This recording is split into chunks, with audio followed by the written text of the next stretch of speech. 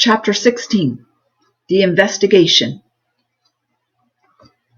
When the three boys woke the next day, the sun was already high in the sky. Tom had been dreaming that he and his friends had been put in the same cell with Jason and his gang. Jason had a shotgun with him and threatened to kill them all. He was glad to wake up and discover that he had just been dreaming. Bert and Carl were already getting dressed. "Get up!" Bert poked Tom. "You've slept away half the day already."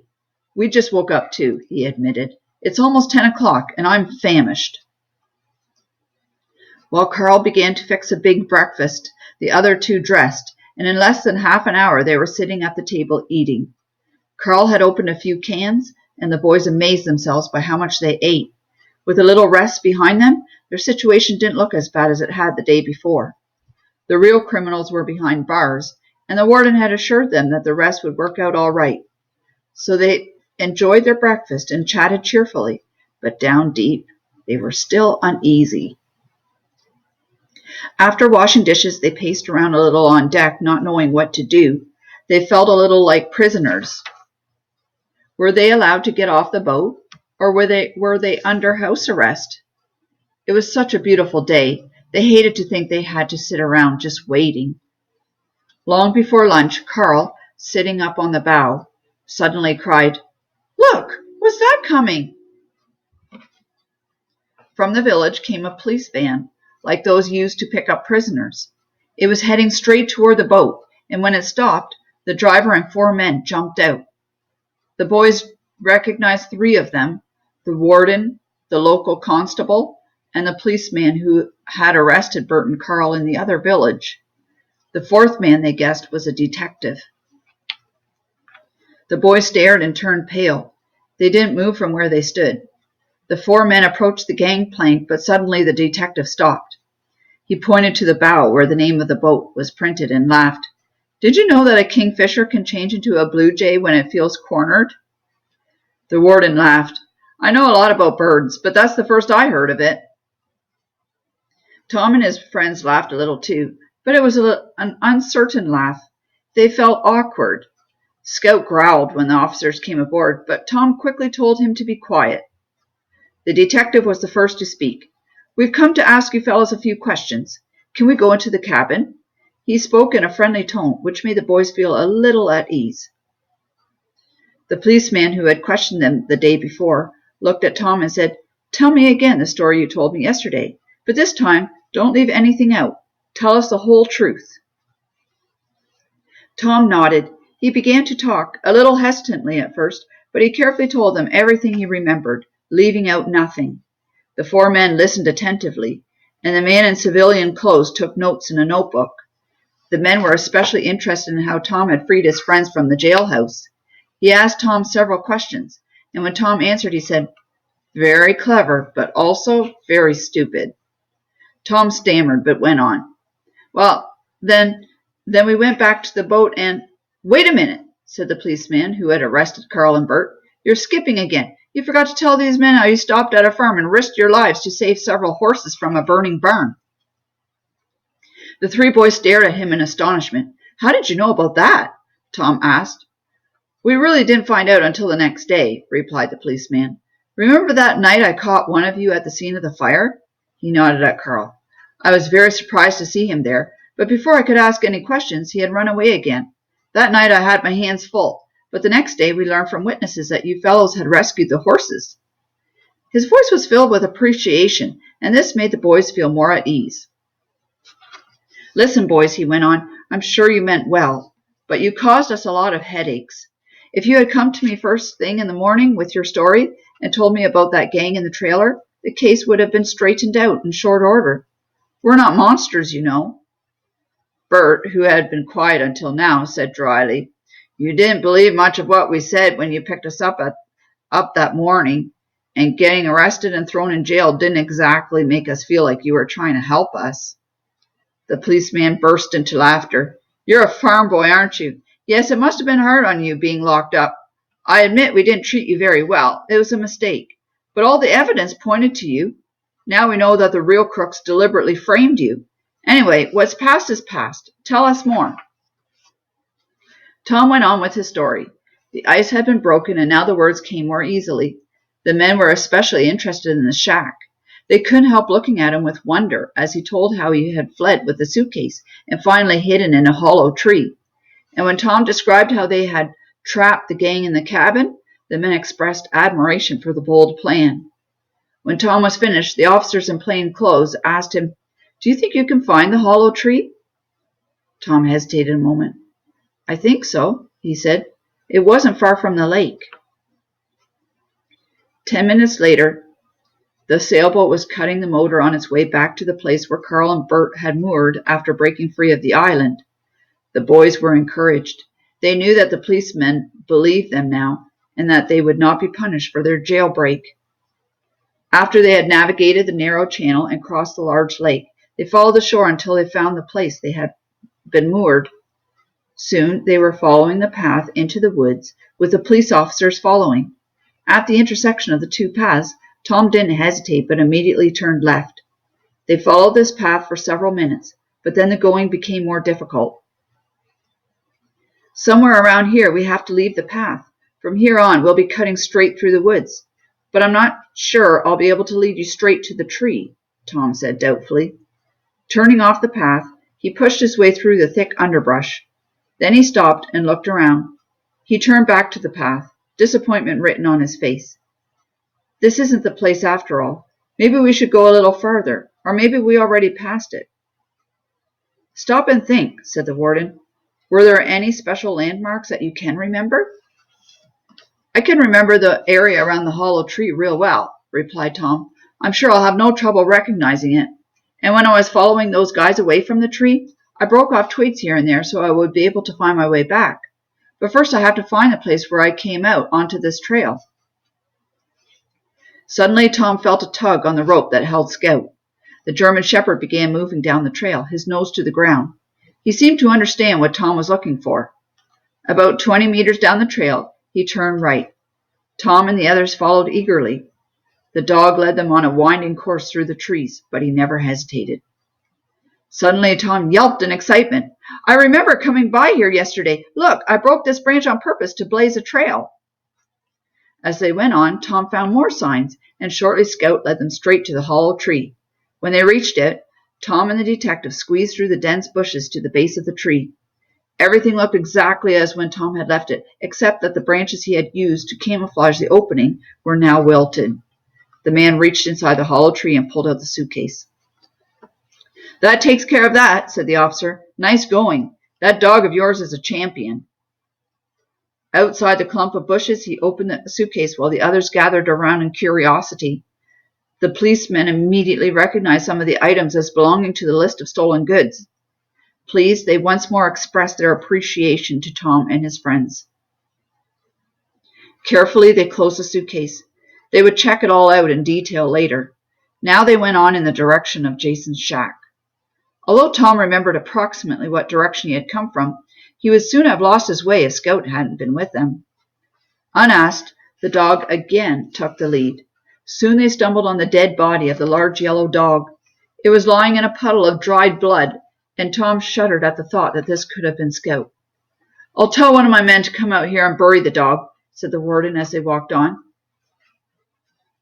Backtracking along Tom's trail, they were led through dense thickets. Tom again felt the fear he had experienced yesterday as he had despaired of shaking off the gang. At the time, he had thought that he had run a long ways, but now he saw that he really hadn't gone far. Before he knew it, he was standing before the hawthorn hedge that surrounded the hideout. The warden whistled under his breath. "I thought I knew this area quite well," he said, "but I didn't know about the hollow tree, and I don't know this place either." Tom found the hole in the hedge without any difficulty. He let Scout go ahead, and then he crawled after him. The others followed. The old shack stood in the center of the clearing. They approached it warily and peered in through the windows, but nothing moved inside. Apparently, the gang had not taken the time to lock the door behind them when they set out after Tom. One of the policemen pushed the door open, and they all filed inside. They were met by a musty smell. Tom walked to the bed in the corner, pushed aside the dirty mattress, and pried up the middle boards. The others looked on in wonder. When Tom began to climb into the opening, the detective told him, "Wait a minute. Let me check down there first." The man took a flashlight from his pocket and shone the light down into the black hole. It looked empty. He lowered himself into the underground hideout and once more shone the light beam around. Then he called up that it was safe. Soon, everyone joined him in the hole, including Scout. Again he played his light around the dirty space. "I don't see a thing," grumbled the detective. The words were hardly out of his mouth when the light fell on a small chest standing in a niche in the wall. It looked like a small wooden suitcase with a latch on the front and 2 hinges on the back. A long piece of rope had been wound around it several times and knotted. The detective picked at the knot but couldn't get it loose. Finally, he took out a pocket knife and cut it. He snapped open the latch and lifted the lid, and when the bright beam of the flashlight fell on the contents, they all gasped. Gold rings, diamonds, jewels, watches, and other valuables glistened under the light. "What a find!" exclaimed the detective. He stood in thought for some moments. Then he struck his forehead and said, "Now I have it. Half a year ago, someone broke into a jewelry store in Amsterdam. I forget how much they stole, but it was a lot. The police never did find out who did it, and none of the stolen jewelry ever showed up. All jewelers were warned to keep a lookout. Jason must have been in on it, and when things got hot, he took the loot and brought it here. He was probably waiting until things cooled so that he could sell this stuff or smuggle it out of the country." "Won't the police in Amsterdam be surprised that we captured one of their most wanted men and recovered the loot?" gloated the local constable. He closed the small chest and wrapped the rope around it. They searched the hideout thoroughly for another entrance from outside. The walls were lined with old boards. "This must have been here for quite some time," observed the warden. "Jason must have put a lot of work into it." No one could find any sign of another entrance, however, until Carl found a metal bracket sticking out of one board. When he tugged at it, a small door opened in the wall. It had been skillfully built into one corner so that the seams went unnoticed. A long, narrow tunnel led from behind the door, and the men had to crawl to go through it. The warden went first, while the constable shone his flashlight down the tunnel. This helped for the first few meters, but then the passage made a sharp turn. The others waited, impatient with curiosity, but they didn't have to wait long. A few moments later, they heard the warden shout, "Come on, I found the exit!" One after the other, they crawled down the small passage, which gradually climbed upward. When they rounded the corner, they could see daylight ahead of them. 10 meters down the passage, a trap door opened up into the woods. It was in a small clearing between dense, tangled undergrowth, and the trapdoor was covered with thick moss. Anyone stumbling onto the clearing would have had no idea that he was standing on a trapdoor. "You have to admit it's well done," muttered the detective. They were outside the hawthorn hedge now, and they decided to try and find the trailer. Tom led them down the secret path where he had first met the poacher. He knew where he was going at first, but when they left the path, he got lost. And this time, Scout didn't seem to know what Tom was looking for. Tom was embarrassed, but the warden calmly sat down on a fallen tree trunk. "Don't worry about it," he consoled Tom. "We've uncovered the most important evidence, I'm sure, and we'll find that trailer sooner or later. Tell me once more how you found it yesterday and what the area looked like where the trailer was parked." Tom told him everything in as much detail as he could recall. The warden listened to him with his eyes closed. When Tom was finished, he sat for a while, lost in thought. Suddenly, his face brightened and he jumped up and cried, "I think I know the place. Follow me." Without hesitating, he headed into the woods. After slogging through the bushes for a while, they reached another path. "I don't remember being here yesterday," Tom said doubtfully. The warden smiled. "That's probably true, but I'm pretty sure we'll reach the place by this trail." He turned out to be right. Much sooner than Tom had expected, they came to the edge of the forest and found the old trailer. The horse was staked out nearby, grazing peacefully. The door of the trailer was closed. Cautiously, they circled it, but heard or saw no signs of life. "Let's take a look inside," said one of the policemen. He mounted the steps and tried the door. It was unlocked. The next moment, with a startled cry, the man tumbled backward off the low step. The others jumped forward, thinking that he had been attacked by someone. The next moment, however, they burst into laughter.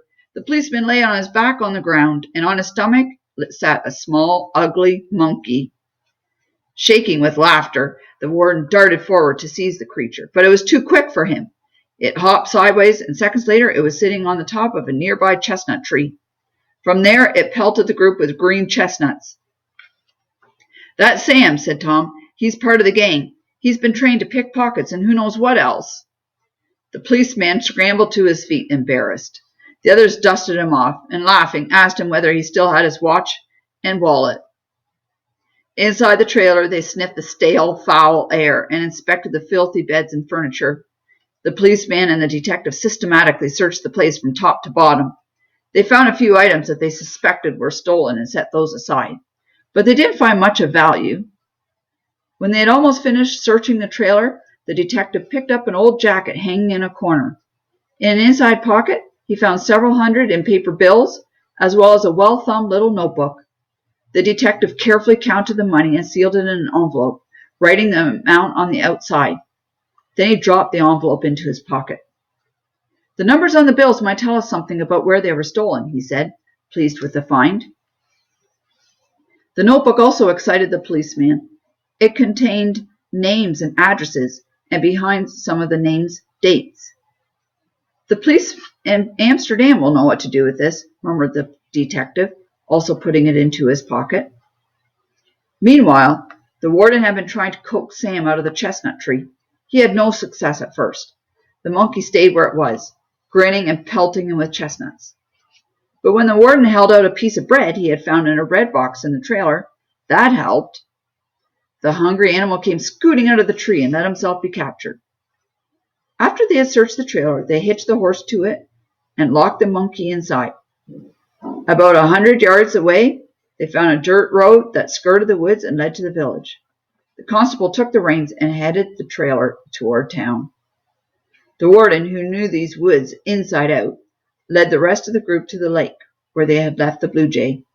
They stored the suitcase and chest in the cabin and set sail for the village.